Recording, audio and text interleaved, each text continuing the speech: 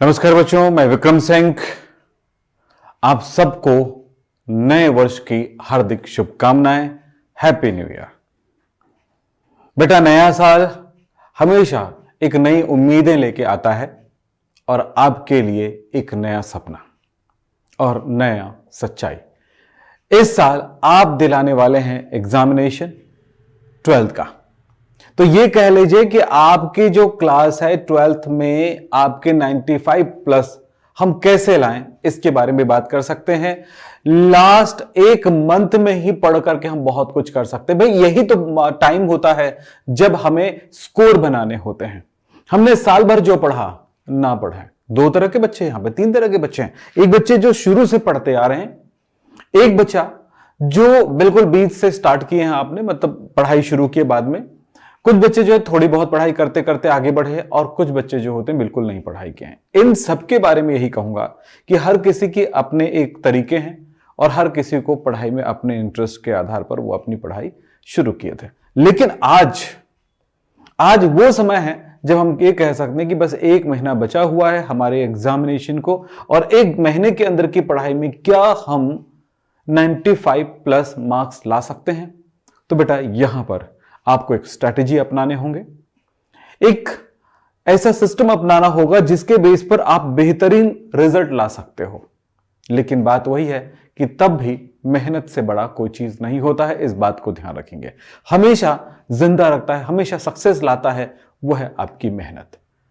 कोई कह दे कि मैं मेहनत नहीं कर सकता हूं, मुझे 95 प्लस ला के दिखा दो तो ऐसा, या मैं ला सकता हूं तो ऐसा कोई की नहीं है। हाँ, यह अलग बात है कि एग्जाम में आने वाले प्रश्न को भी एक दिन या 5 दिन पहले मैं आपको दे दूं तो यह जरूरी नहीं है कि आप सही लिख के आएंगे।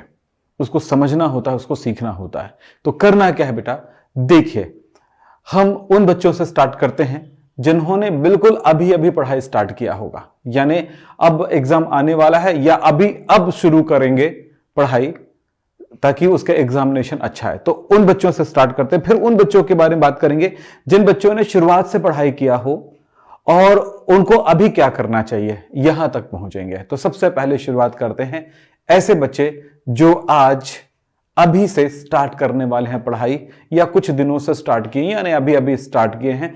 तो ये लास्ट एक मंथ में पढ़कर आप कैसे अच्छे मार्क्स ला सकते हैं। तो बेटा, एक काम आपको करना होगा, उन बच्चों का जो अभी अभी स्टार्ट किए ना, उनको एक काम करना होगा कि आप पिछले 4-5 साल के क्वेश्चन पेपर आप इकट्ठा कर लीजिए, या आपके मार्केट में जो लोकल मार्केट में उसमें मिलते हैं, भाई 4-5 साल के अंदर के जो अनसॉल्व पेपर होते हैं वो मिलते हैं, तो उन पेपर को इकट्ठा कर लीजिए। उन पेपर को आधार मान करके किस तरह के हर एक चैप्टर में किस तरह के प्रश्न आए हुए हैं, यानी चैप्टर 1 में कौन कौन से प्रश्न आए, चैप्टर 2 में कौन कौन से प्रश्न आए, चैप्टर 5 में, ऐसे जो भी है उनको आप देखिए।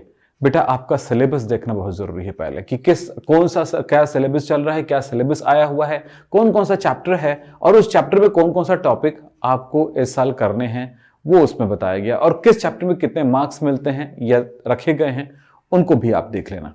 फिर उसके बाद उस चैप्टर की कैसे कैसे प्रश्न आए हैं उनको आप देखिए। क्या सिमिलर क्वेश्चन आए हैं, एक जैसे क्वेश्चन आए हैं? तो एक जैसे क्वेश्चन आए तो बहुत सारे टॉपिक में भटकने की जरूरत नहीं है, उसी टॉपिक के अंदर पढ़ना है जो उस चैप्टर में आए हुए हैं। ठीक है, तो उसी टॉपिक को ही पढ़ना है, उसी टॉपिक को समझना है, और उससे संबंधित अगर बार बार उस टॉपिक से संबंधित क्वेश्चन थोड़े चेंज हो के अगर आए हैं तो भाई आप उस चीज को अच्छे से करने की कोशिश करिए, अच्छे से समझने की कोशिश करिए, उनको सीखने की कोशिश करिए, और उन प्रश्नों को लिख लीजिए एक बार। उस प्रश्नों को कैसे कैसे चेंज किया गया है उनको आप देखिए एक बार। और जब आप वो प्रश्नों को देख लेंगे ना कि किस तरह से चेंज किया गया है प्रश्नों को, तो उन प्रश्नों को हल करने की कोशिश करिए और उनके उत्तर क्या है उनको भी देखिए। तो इस तरह से आप बहुत बढ़िया कर पाएंगे, बहुत ही बढ़िया कर पाएंगे। इस बात को समझे। तो जो मैंने आपको कहा वो आप समझे इसको कि क्या करना है बेटा, उन प्रश्नों को इकट्ठा करिए जो उस चैप्टर से आए हुए हैं। तो ऐसे प्रश्नों को हल करना है, यह समझ लीजिए। यानी 4-5 सालों के जो क्वेश्चंस हैं उनको एक बार देख लीजिए। अब दूसरा काम होता है कि ऐसे टॉपिक, ये अगर इतने प्रश्नों को हल करने के बाद या इन प्रश्नों को देखने के बाद अगर आपकी तैयारी हो जाती है तो भाई 1 महीने की तैयारी में ये कवर हो जाता है।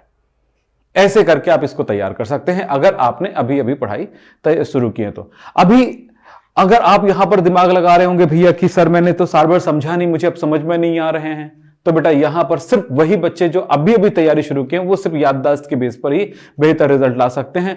वो उसको समझ करके जाएंगे, हर एक प्रश्न को, हर एक टॉपिक को अगर समझने की कोशिश करेंगे तो यहां पर उनको यह परेशानी आएगी कि उनको बात ज्यादा समझ में नहीं आएगा। ये बात हमेशा ध्यान रखना कि इस प्रश्न का उत्तर क्या होता है, इस पे ही जाना है आपको। लेकिन वे बच्चे जो कुछ महीनों से स्टार्ट कर चुके हैं पढ़ाई और उनको वो सारे बेसिक भी अच्छी है, उसको थोड़ा एडवांस भी समझ में आता है, तो ऐसे बच्चे क्या करें, अब वो देखें कि अब उन प्रश्नों को इकट्ठा करें और उनको एक क्वेश्चन पेपर या एग्जाम मान करके अब उनको सॉल्व करने की कोशिश करें, उनको हल करने की कोशिश करें। क्या बोला मैंने? ऐसे प्रश्न, ऐसे चीजें जो अभी पिछले 4-5 साल से आए हुए क्वेश्चन पेपर, उनको पहले लाएं, उनको बिना पहले तो तैयारी कर लें भाई, पहले पूरे चैप्टर की एक रिवीजन कर ले हल्का फुल्का। देखो आप एग्जाम में जाते हो तो करते क्या हो, इसको पहले समझो। अगर पहले से तैयारी चल रही है, पहले से आपका, पहले से मतलब ये कुछ बच्चे बहुत शुरू से तैयारी कर रहे हैं, कुछ बच्चे बीच से शुरुआत कर रहे हैं, तो ऐसे बच्चों को कहूंगा कि आप करें क्या, पहले तो काम ये करो बेटा कि जैसे एग्जाम में जाने से पहले आप 1 दिन की या 2 दिन की तैयारी करते हैं उस चैप्टर का, वैसे एक शॉर्ट रिवीजन कर लें या 1 शॉट क्लासेस जैसा आप कर लें। 1 शॉट हम लोग रिवीजन कराते हैं, उस रिवीजन की वीडियोस भी कर सकते हो। और क्या बोलते हैं मेमोरी वाले जो क्वेश्चंस होते हैं वो, या उस टॉपिक को भी देख सकते हैं, या शॉर्ट में अपने नोट्स को एक बार देख लें। यानी 1 दिन या 2 दिन की शॉर्ट तैयारी करें। पहला काम तो यही करें अभी 1 या 2 दिन के अंदर, क्योंकि एग्जाम में जाने से पहले एक ही मजबूरी रहती कि पूरा चैप्टर को एक बार हम देखते हैं कैसे भी करके। वैसे ही सोचो कि आपका कल परीक्षा या परसों परीक्षा है और आज मैं 2 दिन के अंदर या 1 दिन के अंदर पूरे चैप्टर को एक बार रिवाइज कर लूं, ये रिवीजन कर लो। ये पूरा रिवीजन करने के बाद आप किसी 1 साल के क्वेश्चन पेपर को खोलिए और उनको हल करिए, सॉल्व करिए। इससे फायदा क्या होगा? इससे सबसे बड़ा फायदा यह होने वाला है कि आप वो पेपर खोलें, सॉल्व करें। फायदा ये होगा कि आपको लगेगा कि इस प्रश्न को मैं बना सकता हूं, इसको नहीं बना सकता हूं, यह पता चलेगा। जिन प्रश्नों को आप बना पा रहे हैं वो कितनी स्पीड में बना पा रहे हैं, यह भी आप देखिए, क्योंकि आप में स्पीड होना जरूरी है। अगर आपके में स्पीड नहीं रहेगा तो परेशानी क्रिएट होगी। ध्यान रखिएगा, स्पीड तब समझ में आना है कि अगर उस प्रश्न में मेरी स्पीड नहीं बन रही है, उस तरह के क्वेश्चंस में मेरी स्पीड नहीं बन रही, तो उन प्रश्नों को जाकर के जब आपको पता चल गया ना इस टाइप का या इस चैप्टर के या इस टॉपिक से संबंधित क्वेश्चन को मैं सही तरह से सॉल्व नहीं कर पा रहा हूं या सही टाइम पे सॉल्व नहीं कर पा रहा हूं, मेरी स्पीड नहीं बन रही है, तो उन्हीं प्रश्नों के साथ आप फिर अब प्रैक्टिस करना। फिर तैयारी हो गई, मेहनत हो गया, फिर अब दूसरे पेपर को उठाना, फिर उसको सॉल्व करके देखना। इस तरह से कई 3-4 आप प्रैक्टिस कर लें, 3-4 बार रिवीजन, 3-4 बार क्वेश्चन पेपर सॉल्व कर लें। इससे फायदा यह हुआ कि जब आप एग्जाम के दिन बैठेंगे तो उस दिन ये जो तकलीफें आई थी, इन तकलीफों ने आपको सिखा दिया था कि कहां पर आप कमजोर पड़ रहे हैं, उन कमजोरियों को आप दूर कर चुके होंगे और एग्जाम के दिन आपको वो समस्या नहीं आएगा। तो मुझे लगता है कि आपको बात समझ में आया होगा कि मैंने आपको क्या बताया है कि आपको अभी क्या करना है। फिलहाल एक बात और, सारे वो प्रश्न जिनको हम इंपॉर्टेंट क्वेश्चंस कहते हैं, उन प्रश्नों को एक बार पूरी तरह से तैयार कर लें, उन टॉपिक को पूरी तरह कर तैयार कर लें। बेटा न्यूमेरिकल्स में कई बच्चों को तकलीफ होता है, तो ये अगर इसी में तकलीफ है तो इनको देखें। हाँ, एक बात और बोलना चाहूंगा, कई बच्चों के दिमाग में रहता है कि जिस टॉपिक पे मैं कमजोर हूं उसको मैं आपको पहले सॉल्व करूं फिर आगे जाके करूंगा। नहीं बेटा, जिन प्रश्नों के साथ या जिन टॉपिक में आप अच्छे हो गए हो उनको एक बार बेहतरीन तरह से फास्ट रिवीजन कर लें, फिर उस जगह पर जाएं जहां पे आपकी तकलीफ है, तो दोनों ही चीजें आपकी कवर हो जाएंगे। तो 1 महीने की ये लास्ट 1 महीने की जो तैयारी है वो आपको इस तरह से होगा। और हाँ, हम लोग इस बात पर भी ध्यान दे रहे हैं कि ये 1 महीने के अंदर हम आपको देने वाले हैं कि भाई YouTube के माध्यम से ही देंगे, फ्री में ही देंगे, कोई ऐसा इसमें फीस नहीं लगता है। लेकिन इसी के अंदर मैं आपको देने वाला हूं ऐसी क्लासेस जिसमें आपको इंपॉर्टेंट क्वेश्चंस हो जाएंगे, आपको क्वेश्चंस मिल जाएंगे, इंपॉर्टेंट टॉपिक मिल जाएंगे और इंपॉर्टेंट पढ़ाई भी मिल जाएगा। तो ये सारी चीजें आपको मिलने वाला है, तो उसके साथ भी आप चल सकते हैं। और हम आते हैं आपके लिए रात को 8 बजे डेली। तो इन रात को 8 बजे जब हम आपके साथ आते हैं तो उनके साथ आप हमारे साथ उस क्लास में जरूर रहिए और आपको मिलने वाली है पूरी तैयारी। बेटा अभी सिर्फ और सिर्फ रिवीजन करने का टाइम है और अभी आप जितना चाहते हैं उतनी रिवीजन करें, लेकिन हां अब याद रखना, अभी जो मेहनत करोगे ना वही रिजल्ट बन के आएगा। और इतना याद रखना, ऐसा कभी नहीं होता है कि आपने मेहनत की और आपका रिजल्ट खराब होगा। तो एक ही महीने कर लो ना रिवीजन अच्छे से, एक ही महीने मेहनत कर लो ना, अगर साल भर नहीं भी कर पाए तो भी कर लो। अब कुछ बच्चे बोलते हैं सर मुझे तो कुछ भी आता नहीं है, मैं कुछ भी नहीं कर रहा हूं, कोई भी पढ़ाई नहीं किया, कुछ भी देखता हूं या आप लोग बढ़ाते हो वो समझ में नहीं आता है। तो बेटा थोड़ा धीरज रखो और शुरू बस कर दो, स्टार्ट कर दो, आपका सब कुछ सही हो जाएगा। अगर आप स्टार्ट नहीं करोगे तो कभी भी आपका सही कुछ होने वाला नहीं है। तो ये 2024 जो नया साल है, आज का दिन आप समझ सकते हो, आज या कल सुबह से आप स्टार्ट कर सकते हो। आज अगर आप न्यू ईयर मना रहे हो या न्यू ईयर का फर्स्ट डे मना रहे हो तो फिर कल से आप शुरुआत कर दीजिए, लेकिन कल की शुरुआत बिल्कुल सुबह से होनी चाहिए और अच्छे से होनी चाहिए। अब ये समय है बेटा, स्कूल जाना नहीं पड़ेगा और अगर जा रहे हैं तो बंद करिए, आप घर में पढ़िए। आपका सेल्फ स्टडी सबसे ज्यादा जरूरी है ना, क्योंकि कई बच्चे बोलते हैं कि सर हमें स्कूल बुलाया जाता है, जिद करके बुलाया जाता है और अगर हम नहीं जाते हैं तो हमारे साथ कोई एक्शन लिया जाता है। बेटा आप जब तक सेल्फ स्टडी नहीं करोगे, जब तक आप अपने लेवल पे नहीं पढ़ोगे, आपको खुद से मेहनत नहीं करोगे, तब तक खुद से कोई चीज सीखोगे नहीं और उसे लिखना भी होगा आपको एग्जाम पेपर में, तो वो कैसे कर पाओगे। तो आपको अपने दम पे सब कुछ करना होगा अभी।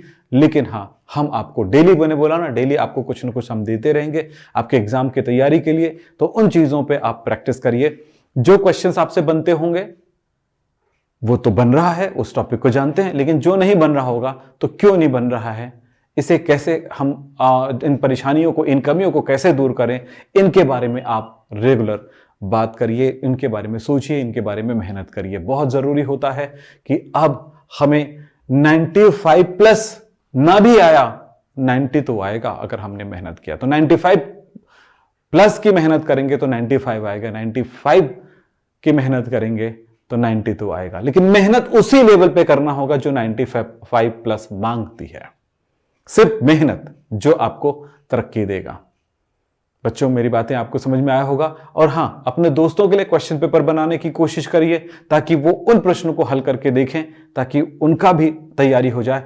उस दोस्त को भी कहिए मेरे लिए भी क्वेश्चन पेपर बना दो यार, छोटा मोटा यार, जिससे मैं भी देखूं कि मैं उन प्रश्नों को हल कर पाता हूं कि नहीं। इस तरह से भी एक तरीका होता है जिससे आपके अच्छे मार्क्स आते हैं और अच्छी तैयारी होती है।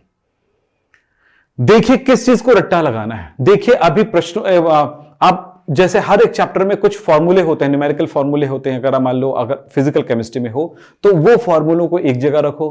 कुछ कांस्टेंट वैल्यू है, यानी नियतांक कहते हो या स्थिरांक कहते हो, स्थिरांक कहते हो, इनको आप याद रखो और उन फॉर्मूलों को एक जगह लिखो। और हां, जब आपको बात आता है कि भाई केमिस्ट्री में कुछ ऐसे कंपाउंड है, यौगिक है, जिसके फॉर्मूले आप बार बार भूल रहे हो, साधारण नाम के अंदर है, तो उनको एक बार देख लो। उनकी संरचना सूत्रों को जिनको भूल रहे हो उनको आप देख लो।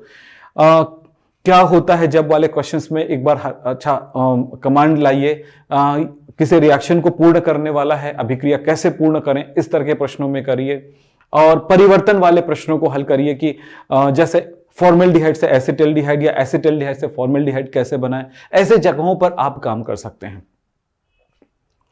ठीक है, तो ये थोड़ी चीजों पे आप ध्यान दें कि किन किन चीजों पे हमें मेहनत करना है। फॉर्मूला जरूर याद रखें। ऑर्गेनिक केमिस्ट्री हो या इनऑर्गेनिक केमिस्ट्री हो या फिजिकल केमिस्ट्री में भी कुछ जगहों पर आपको मिलते हैं। तो ये कुछ साधारण नाम वाले जो कंपाउंड होते हैं, साधारण नाम के आधार पर उनके फॉर्मूले होते हैं, उनको याद रखिए। तो इन पे आप थोड़ा प्रैक्टिस करिए। जिनको बार बार भूल रहे हैं उनको लिखिए, है ना। और जैसे आप यहां पे चलते हैं कि कोऑर्डिनेशन केमिस्ट्री में सबसे बड़ा प्रॉब्लम ये आता है बच्चों को कि सर मुझे संकरण बताने नहीं आ रहा है यहां पर। तो उनको आप देखिए, एक बार उसकी संरचनाओं को देखिए, कौन अनुचुंबकीय कौन प्रतिचुंबकीय, उनकी प्रैक्टिस करिए। इलेक्ट्रॉनिक कॉन्फ़िगरेशन पे ध्यान दीजिएगा कि कोई इलेक्ट्रॉनिक विन्यास अगर आपको अच्छे से आएगा तभी जाकर के बहुत सारे जगहों पर आप प्रॉब्लम सॉल्व कर पाएंगे।